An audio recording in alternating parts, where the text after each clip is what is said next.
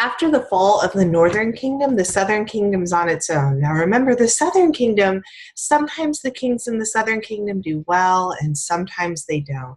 Hezekiah is one of the kings that we're going to focus on now in the southern kingdom that the Deuteronomist thinks does really well.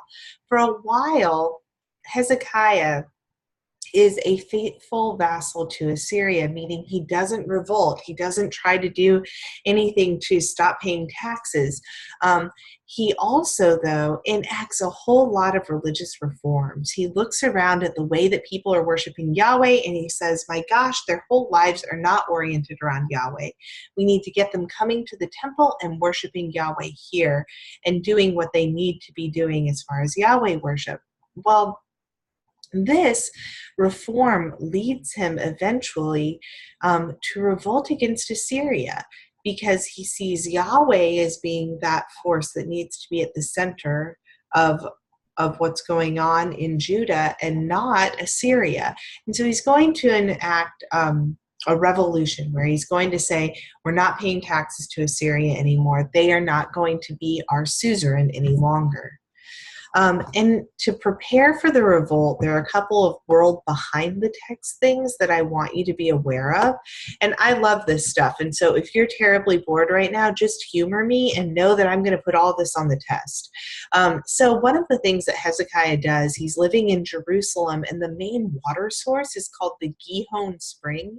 Here it is. And the Gihon Spring is outside of the walls of Jerusalem. And so Hezekiah orders for a tunnel to be built that will go from the Gihon Spring, reroute the water under the wall of Jerusalem, and have it come up at the Siloam Pool.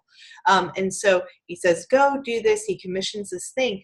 And one of the really cool things that we have archaeologically is an inscription from the Hezekiah's tunnel, the one that he had built to bring the water inside of the city. After the workers were done building this hole, axing this hole with their chisels and stuff, they made an inscription. This is what it says. This is the story of the tunnel. They wrote an inscription about a tunnel. The axes were against each other, and while there were 3 cubits left to cut, the voice of a man called to his counterpart. There was Zada in the rock on the right. And the day of the tunnel being finished, the stonecutters struck each man towards his counterpart, axe against axe, and flowed water from the source. So the workers are just so excited that they finally completed this tunnel that they make an inscription in the tunnel about it. And this is a copy of that inscription. Archaeologists have found it, and it's just this kind of neat little bit of graffiti that got left behind that we can look at. And this is from 700 BC, and this is from the people that Hezekiah commissioned to do this thing. And so this is called the Siloam inscription. And it is just really neat. And I'll probably ask you about it on the test and say, hey, what was it that the workers were so excited about that they had to write an inscription? Or what piece of archaeological evidence do we have for Hezekiah building this tunnel? Also, you can go to Jerusalem today and you can kind of see a person right back here. There's the shorts, there's the shirt, and there's the backpack. You can go there today and you can walk through the Siloam tunnel or Hezekiah's tunnel. It's still there today. It still routes the water into the city. Not as many people drink that water today, but still, it's kind of a cool thing, right? That you can go there, that you can wade through this water that is flowing, that Hezekiah had dug 700 years ago. So this is all really cool. And I love the Siloam inscription. The other thing that we have that you can go to Jerusalem and see today is the wall that Hezekiah had built. Jerusalem had at one time just been this kind of little hot dog shaped thing right here.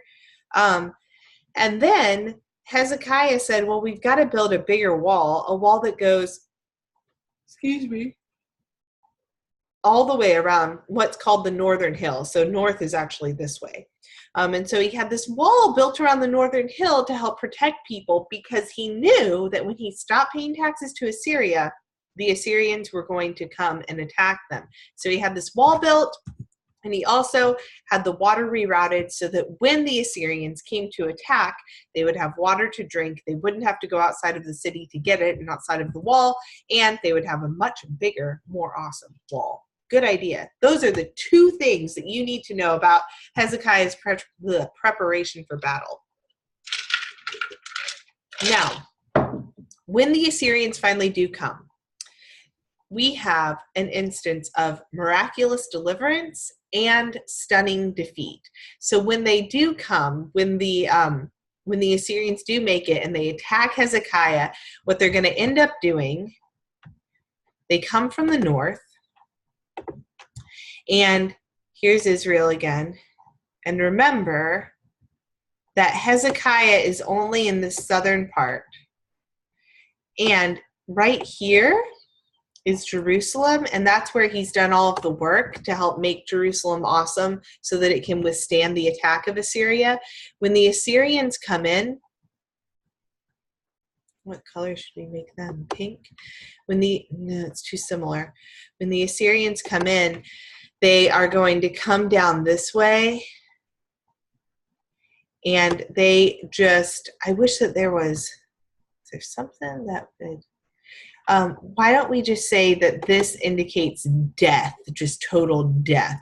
And so they come and they just wipe out every city that Hezekiah has all throughout the land. It's a really stunning and terrible, terrible defeat. However, the Assyrians do not manage to take Jerusalem. So even though they wipe out 46 towns and take 200,000 exiles, miraculously, they are not able to take Jerusalem itself, and Jerusalem stands. So this is really miraculous. In 3 places in the Bible, it talks about this in 2 Kings 18, in Isaiah 31, and in 2 Chronicles 32. It records how the Assyrian forces were not able to take Jerusalem. And each one of those places says that Yahweh delivered Jerusalem miraculously by sending an angel of death through the camp of the Assyrians to kill 180,000 soldiers. And so this is really a crazy, crazy thing that's happened, that all of these soldiers were completely defeated because the Assyrians are a cat, and they should absolutely be able to take Jerusalem without any trouble at all. However, they aren't able to take Jerusalem. And one of the things that happens, I may have this on the next slide. One of the things that we find out, I don't have it.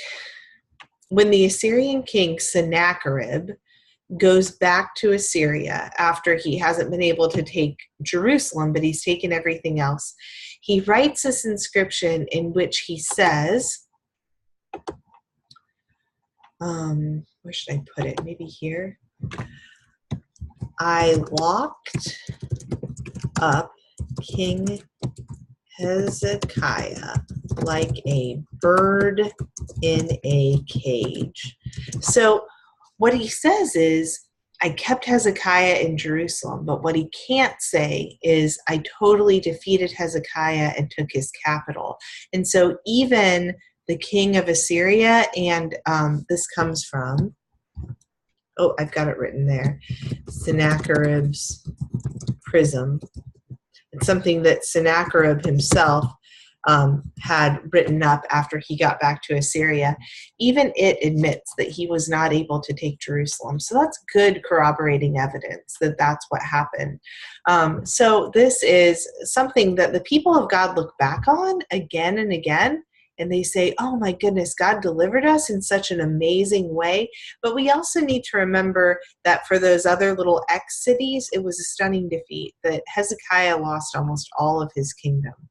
However, God does look favorably upon Hezekiah because of Hezekiah's faith in the deliverance of God. Hezekiah is definitely a king like David who relies on the power of God and not on his own power. And so your Deuteronomist is going to really like Hezekiah. And Hezekiah also makes really good efforts to get the people of God to focus their worship on Yahweh and to orient their lives around Yahweh. Now, Hermione, your Deuteronomist, is going to give him a check plus, and she's going to be like, he was great. But then right after Hezekiah, we've got a really terrible king, and that is Manasseh. Manasseh is the very worst king of all time. He's a faithful vassal to Assyria, but that's not really the problem. He does really terrible things. He introduces Assyrian deities into the temple, and he has people worship these other deities at the temple.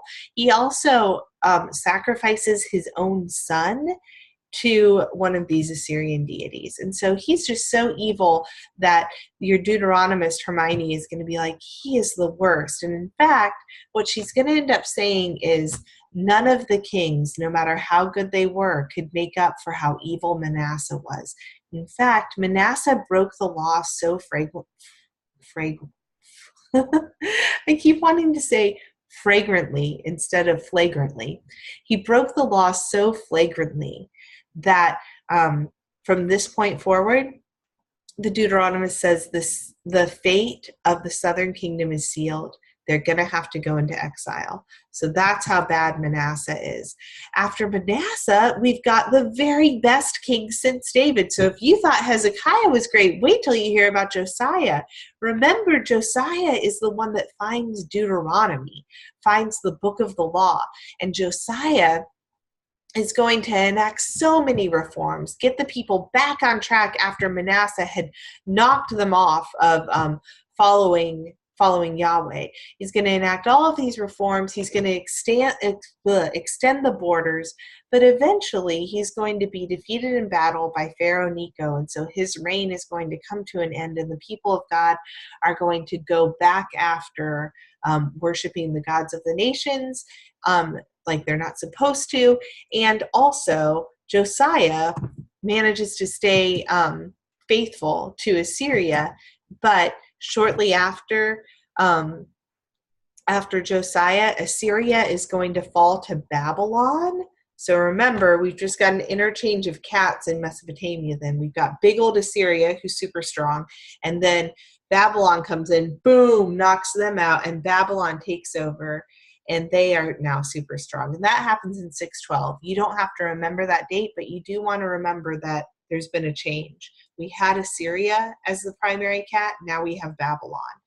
And so Judah is going to be expected to continue to pay taxes to Babylon now, except Judah is going to, the king, Zedekiah, is going to try to not pay taxes. He's like, maybe Babylon won't prove to be as strong as Assyria was. And so he stops paying taxes. And in the end, we've got 3 exiles that occur. In 597, Babylonian forces come in and take out the richest of the land. They take out the richest people that are available in Judah. And then right after that, the king of Judah rebels against Babylon again. And Babylon comes in 587, 10 years later, and totally decimates everything, burns Jerusalem to the ground, and burns the temple. And y'all, this is the saddest day, because all of that hope that you had concerning the covenant with Abraham, it's just dashed to smithereens. There's nothing left. The palace and the dynasty that was supposed to signify to you that David's children would always rule in Jerusalem, decimated. David's children have been taken out of Jerusalem in 587. Also, the temple, which indicated to you that Yahweh would always live in Canaan, that you would always have a firm hold on the land, decimated, no longer there. And the people of God, those descendants of Abraham, are taken out of the land and taken to Babylon. It is just, it's a wrecked day when it comes to the covenant with Abraham. However, and then there's a third exile in 583. More people have to leave. Only the poorest remain. After all of this has happened, you have to ask, how could this have happened, right? How could it be that covenant with Abraham just exploded? And the answer to that question is, well, we didn't follow the law. We kept worshiping other gods. We kept getting mixed up with the other nations. No wonder Yahweh cursed us. That's the bilateral covenant. And so if you're thinking about your sandwich right now, this is the sandwich maybe? It's the two buns were holding the meat patty together, and the meat patty just went. And so because they didn't follow the law, they went into exile. And that is how the Deuteronomistic history ends. That's why we think that the Deuteronomistic historian or the Deuteronomist, Hermione, is sitting in the exile, just looking around and saying, how could this have happened? And does not know yet that the exile will come to an end. But we don't get to interact with that story just yet. Instead, next we're going to turn to the prophets and see what they have to say, because they're going to cover some of the same material, but not as a history. Rather, they are proclaiming Yahweh's words to the people, not telling the history of the people, but proclaiming Yahweh's words to them. But this is the end of the Deuteronomistic history. So we have ended on a really low point. I mean, it does not get worse than this. This is the exile. The covenants are all in question. It is just devastating. And that's how 2 Kings ends. Let's hope that the prophets can lift our spirits a little bit.